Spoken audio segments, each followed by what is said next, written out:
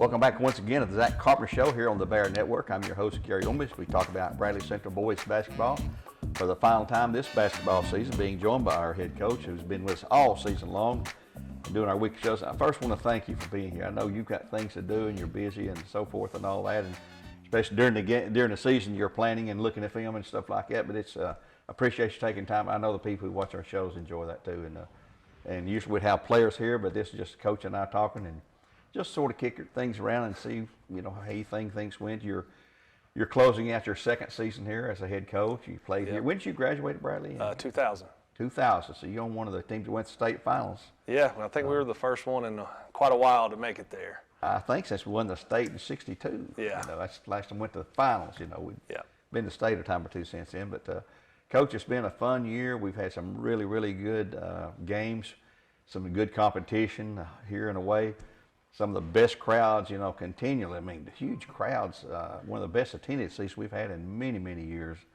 And we've still got some games for the girls to play. But congratulations on a successful season, 20-7. Thank you. That's the most wins we've had in a while. And I know the best year under your tutor, just a 2-year leadership there. And we had your seniors on throughout the year. And you're going to miss those guys. You've only had it for 2 years, but you said, like on the radio the other night, they've committed themselves to 4 years of Bradley basketball. They have, and I am going to miss them. I love them all. They've come in. They've given me their all for 2 years. And that's all you can ask of anybody. And we've had a lot of fun doing it. We've had a lot of growth from year one to this year, being able to get to 20 wins. Obviously, it didn't end the way we wanted it to. Mm-hmm. But, I do appreciate all those guys, those seniors. They came in, they worked every day, and they were a lot of fun to be around, a lot of fun to coach. Well, and it's just high school. It's like college. Every year you're going to lose a few to graduation. Then you're going to have some new freshmen come in or transfers maybe come in, things like that. So it's always a fluid situation in high school and college there. And I know we always look forward to anticipate from the media side. Hey, what's coming back next year? Who's coming in? Stuff like that. So how many do you have returning out of the program? You're losing just 3 seniors. Yes. So you've got. I don't know. Everybody but those 3. Put it that way then. And of course, you'll have some incoming freshmen too. Yeah, we'll have a new freshman class coming through, and so like you said, it's fluid. It's always constantly changing every year. So, we're going to take some time away from basketball, shut it down for a little bit, and then regroup and get back to work. Well, that's my next question. When would you, you can't practice, of course, until November, but. When would you start doing what we call basketball things again? We'll start lifting pretty quickly. Now's the time you're really trying to build your body up and regain the strength. But I wanted to give them some time to let their bodies heal and recuperate because, it's a long season. Yeah. We started back in August as soon as school started with conditioning and weights. And then we didn't really have a break except for fall break and then a few days off at Christmas. So now's the time to let them heal.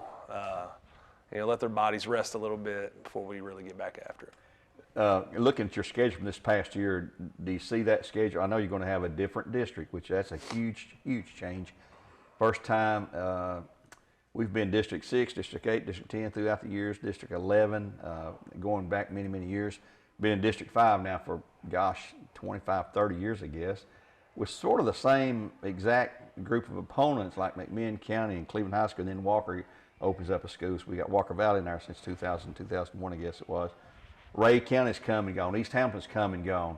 So there's always some dynamics there that change. Next year we'll be in District 6, which means we'll be with Ooltewah and with Howard, who were opponents this year in our District 5. But East Hamilton is moving back up from level 3 to level 4 in classification. So, and including us, that'll only be 4 district teams. And then District 6 will consist of Cleveland, Walker Valley, McMinn, and Ray County. So 2 4-team districts, which the only positive I say on that means our region is going to be right here in the Eastern Time Zone, somewhere at one of those 8 schools. That's the only bright point I can find about, to be honest about it. But what's your thoughts on it? Do you look at your schedule from year to year and say, okay, we went to Alabama the last 2 or 3 years, we went to so-and-so, we played single games over here. Do you start playing your schedule this far ahead of time, or does it you wait later on? Or? I've already started thinking about it. Trying to, you want to try to get an early jump on it. Yeah. And my first year, I did not, and ended up having to go someplace I didn't think I'd have to go. Yeah. So I want to try to get that knocked out as quickly as possible. But with the redistricting, obviously, I'm going to miss the district battles with Cleveland, McMinn, and Walker Valley. We'll still play them though. But we'll still play them. Yeah. But as far as district, yeah. that was something that I went through when I played here. Yeah. They were in the district, they were in the region. So that you're going to miss those district battles, but we are still going to be playing them. So. Do you anticipate going to I know it's way ahead of time, Christmas tournaments there somewhere in that time frame between the Christmas break and New Year's coming back and all? Yeah, I would like to get some games right after Christmas and do another Christmas tournament or maybe Thanksgiving tournament as well. I've had some people reach out to us about some different options, so we're going to get with the staff, sit down, talk about it, and decide what we think is the best for us. Got a question for you now. I saw something just within the last hour, literally. TSSAA is considering legislation about a shot clock. This opening discussion about the feasibility of having a shot clock in high school. What are your thoughts on that? You've had it in college when you're coaching college and all, and it's in AAU at the middle school and high school level in AAU ball during the summertime. It's never been implemented on a nationwide basis, at least in this state, for varsity high school games. What do you think about that? Do you like the idea of that? Or I do. I'm for it. I got a text message last night asking my thoughts on this same question. Oh, really? So I'm for it. I think it prepares guys for the next level because when they get there, they're going to have to play with it. I think it challenges us as coaches. That plays into your strategy now. Oh, absolutely. On how you're going to control the game and the pace you want to play at. And I think that's me personally. I like to be challenged, and always looking for new ways, and I think that's one of them. Georgia went to it. We went down in scrimmage Northwest Whitfield, and going into the game, we hadn't worked on it at all. But you have to adjust in the game because they played with those shot clock rules, and on fouls, I think it reset to 20, just like the college game does. So I'm for it. Did they use a 25-second shot clock or a 30 like college? I think it was 30, just like college. Like college there, then. Well, it would certainly be a whole new factor. It changed things in ways that we don't even realize it changed things. But you see it in college, and it keeps the game going. You're not going to stand there and hold the ball like we used to have the four corners with North Carolina would do and just hold it forever and ever and ever. That would be a thing of the past. But that's a few years away because they're starting to talk about that now. But I do. I think the pace of the game. I think that it would make basketball more exciting. Overall, I think it's good for the game of basketball. From a fan standpoint, it would speed the game up. And from the player standpoint, you're preparing them for the college level, for the next level, for the ones that are moving on.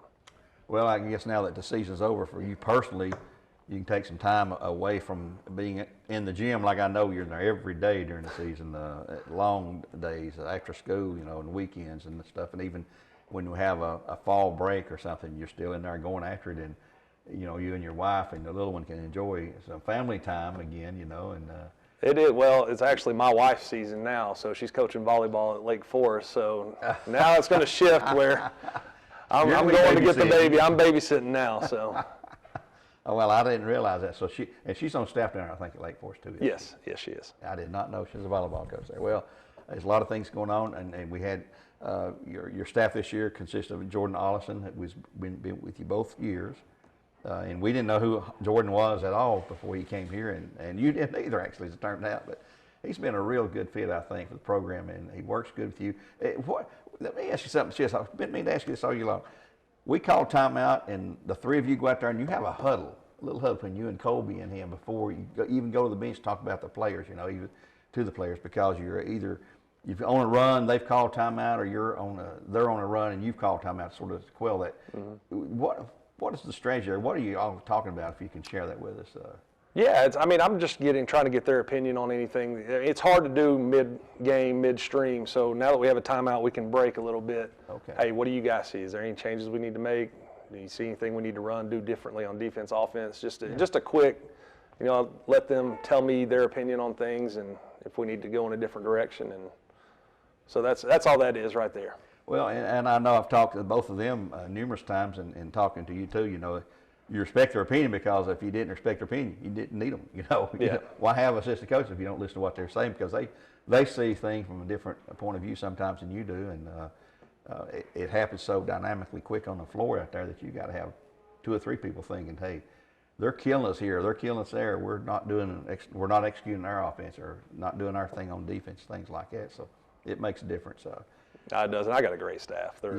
I think we work well together. They have really good ideas. They think of things that I don't think about, and I think it works well for us. And I think you see that in the product we put on the floor.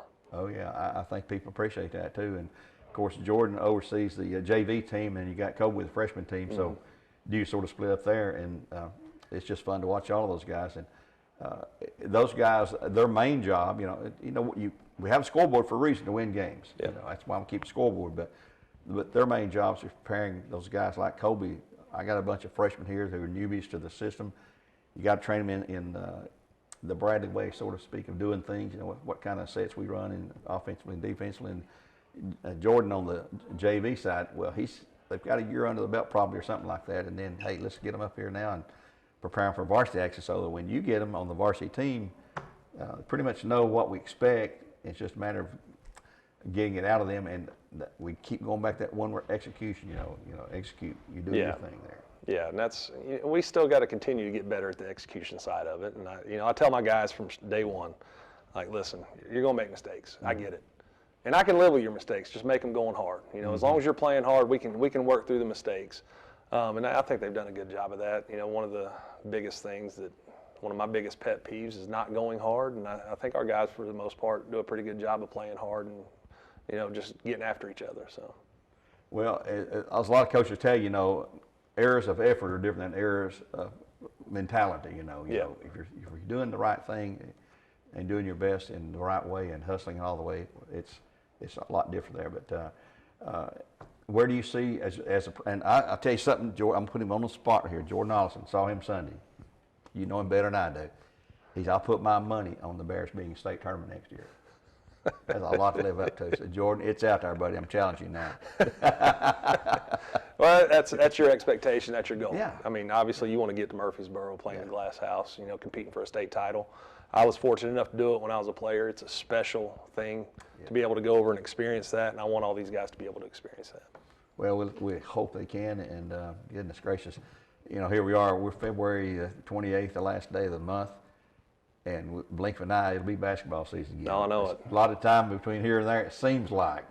And then it takes forever for it to get here, as it does with any of our sports seasons. And then once it gets here, just because especially in basketball, you're playing 2 or 3 or 4 days a week sometimes. Yeah. And you don't have time to get prepared, hardly for the next game. I know it. I mean, it doesn't feel like it's been, 4 or 5 months since we started playing games. It feels like it's over quickly, because you are playing so many games, and you don't have time to, you have a bad game here, you may be playing the next night, so you don't have a lot of time to, think about it. You got to try to move on and keep it moving forward. One of the coaches, I think, at Tennessee, maybe you say, snap and clear mentality you got to have. Yeah. If you have a really good game, hey, it's behind you. If you have a really bad game, it's behind you. Forget about it. Get ready for this next game coming up. That's really the only one that ever matters. Yeah, it is. It's the most important game is that next one. And, man, it's been fun having you here around the school, and I know you've enjoyed it here at Bradley in your academic classes and also on the floor. And these guys, the seniors, that's the ones you really think about, J.D. and Macias and Trevor, Yeah. Those guys, they're out of the basketball program, but they're kids that probably come back, as they always do, come back, hey, coach, come on, drop by and see you and say hi and all that, check in with you. And I know you as coach, you follow them in their careers. Yeah. Here's my guy. This guy played me. He's out here. He's successful so-and-so, now. And you had a part of that, and I think the kids know that and they appreciate that. And they don't appreciate it as much now as they will. I mean, it's the same way with you. You played for Kent, Yeah. and you're going through this hard, grueling practice and it gets you to state finals. But then, hey, looking back, hey, that's the way you be successful. Hard work and effort. That's one thing, Coach Smith. I didn't realize that I was going to be a coach, but for one thing, he has been in contact with me ever since I left here, and that's one thing I want to try to do is maintain those relationships with my former players, and they're always welcome to come back. If they want to work out with our guys, come beat up on our guys, they're always welcome to come back, and they're always going to be my guys. Mm-hmm. And I noticed you and Coach Clark, who you replaced, Yes. just 2 years ago, good friends, and he's always open-minded about things and real. You ask him, hey, what about this team? You know this coach? What do you think about us doing this, whatever? he's always got an opinion. And he's another one, just like Coach Smith, that I've had an open line of communication with for a lot of years. You know, and that's one thing I appreciate about those guys is, you know, they do genuinely care, and that's what I want my guys to know is I do genuinely care. It's not just about basketball; it's about life as well. And coaches who have been here and worn the black and gold, I think they take it more to heart. I think they feel more invested, and you in particular, Chuck in particular. And I look at Kent Smith and I say, he went to Cleveland High School, but he's as black and gold as anybody who ever walked in the halls of this school here. I know it. And he's proud of it, you know. I know it. It's crazy. You know, he did go to Cleveland and ended up being a Bradley legend. So Yeah. he does. He bleeds that black and gold. He sure does. All-time winningest record for the boys program there. So you've got a lot to live up to there, you know, if you're going to follow his footsteps there. I know it. Well, we're going to wrap things up here on our final basketball show of the 22 and 23 season. Coach, I want to thank you immensely for being here every week. There's weeks you come in and we're riding a high, and there's weeks that we come in and you know, haven't had a good week, you know. But, hey, you've been here through all of that. And another thing I always want to thank and mention to everybody who's watching this is we've had coaches who run and hide when they lose a game. You know, they don't want to talk on the radio, and it's just the personality. I know that, but it's really shows your class, and I think it really, people appreciate the fact that we might have lost tonight, but I'm going to be here and have my guys' backs, and I appreciate that from our point of view from the radio. Well, I appreciate all you guys do for us. You know, doing the radio show, you know, traveling to games, away games, home games. I appreciate you guys too. Well, we're glad to do that, and wish we were still playing, but hey, you know, life goes on. You know. Yep, got to start getting ready for next year, though. That's right, and it'll be here before you know it. We'll wrap things up for now. For Coach Zach Carpenter, this is Gary Ownbey saying so long for now. God bless, and go Bears.